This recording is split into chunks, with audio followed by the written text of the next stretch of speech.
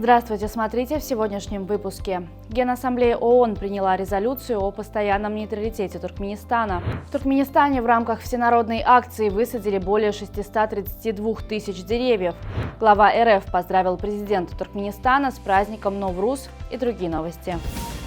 Президент Туркменистана подписал постановление, разрешив Министерству образования заключить контракты с компаниями Акзаберлик Телсематы и Айдын Гиджелер на закупку более 142 тысяч туркменских ноутбуков. Компьютерная техника должна быть установлена в образовательных учреждениях до 1 августа этого года. Также предусмотрено ее техническое обслуживание. Вручение компьютеров первоклассникам от имени президента стало доброй традицией в Туркменистане. В прошлом году компьютеры получили более 155 тысяч детей. В Туркмении завершилась масштабная экологическая акция, в ходе которой по всей стране было высажено 632 498 саженцев различных пород деревьев. Помимо посадки новых деревьев, в рамках мероприятия был проведен уход за более чем 2 миллионами уже существующих насаждений. Участники акции также занимались уборкой и благоустройством парков и лесных зон по всей стране. В акции принял участие президент Туркменистана Сердар Бердымухамедов. Генеральная ассамблея ООН приняла резолюцию «Постоянный нейтралитет Туркменистана». Документ был принят консенсусом в ходе 61-го пленарного заседания 79-й сессии Генеральной ассамблеи ООН в рамках пункта повестки дня «Миростроительство и поддержание мира». Соавторами резолюции выступили 67 государств. Резолюция, в частности, рекомендует использовать территории нейтральных государств для проведения мирных переговоров. Президент Российской Федерации Владимир Путин направил поздравительное послание главе Туркменистана Сердару Бердымухамедову по случаю празднования Новруза. В своем обращении российский лидер отметил успешное развитие двусторонних отношений в формате углубленного стратегического партнерства.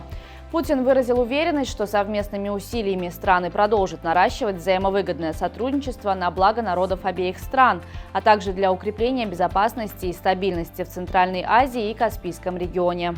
Делегация США примет участие в 3-й конференции ООН по развивающимся странам, не имеющим выхода к морю, запланированной к проведению в Туркменистане во второй половине текущего года. Мы с нетерпением ждем возможности работать с вами и отправить делегацию в большой, красивый белый город Ашхабад, чтобы представлять Соединенные Штаты на 3-й конференции Организации Объединенных Наций по развивающимся странам, не имеющим выхода к морю. Спасибо вам за проведение этой конференции, написал Трамп в письме на имя президента Сердара Бердымухамедова. В Туркменистане завершается прием документов для поступления граждан страны в высшие учебные заведения Румынии на программы бакалавриата и магистратуры. Документы принимаются до 27 марта. Отборочное собеседование с кандидатами запланировано на 1-2 апреля. Для поступления абитуриентам необходимо предоставить обширный пакет документов, включающий заявление установленного образца, анкеты, характеристику с последнего места учебы или работы, а также оригиналы документов об образовании с заверенными переводами на английский, французский или румынский языки. Бывший президент США Джо Байден и его супруга Джилл выразили готовность помочь Демократической партии в сборе средств и восстановлении позиций после поражения на выборах прошлого года. По сообщениям источников, близких к Байдену, он уже встретился с новым председателем Национального комитета Демократической партии Кеном Мартином и предложил свою помощь в условиях падения популярности партии.